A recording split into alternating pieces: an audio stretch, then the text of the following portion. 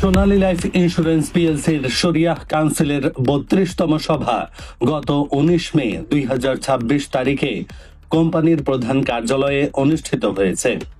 সভায় শরিয়াহ ভিত্তিক বীমা ব্যবস্থাকে আরও আধুনিক, স্বচ্ছ ও গ্রাহক বান্ধব করার বিষয়ে গুরুত্বপূর্ণ আলোচনা অনুষ্ঠিত হয়। সভায় সভাপতিত্ব করেন শরিয়াহ কাউন্সিলের চেয়ারম্যান অধ্যক্ষ সৈয়দ কামাল উদ্দিন জাফরি।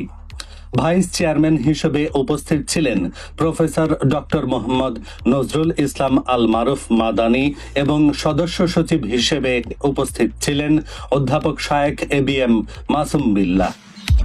এছাড়াও সভায় সদস্য হিসেবে উপস্থিত ছিলেন ডক্টর মাওলানা আবু সালেহ পাটোয়ারি, মুফতি মাওলানা মোহাম্মদ সাইফুল কবির, সৈয়দ জারির জাফরি মাদানী, মোস্তফা কামরুজ সোবহান, ফৌজিয়া কামরুন তানিয়া এবং শেখ মোহাম্মদ ড্যানিয়েল।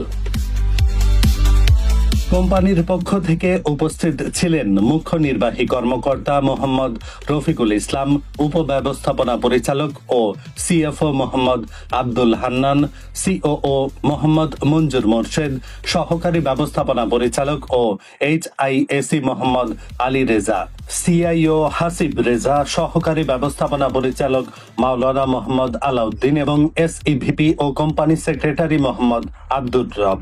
সভায় শরিয়াহ সম্মত বীমা কার্যক্রমের মান উন্নয়ন, গ্রাহকদের আস্থা বৃদ্ধি এবং ইসলামী নীতিমালার আলোকে সেবার পরিধি সম্প্রসারণ নিয়ে বিস্তারিত আলোচনা হয়।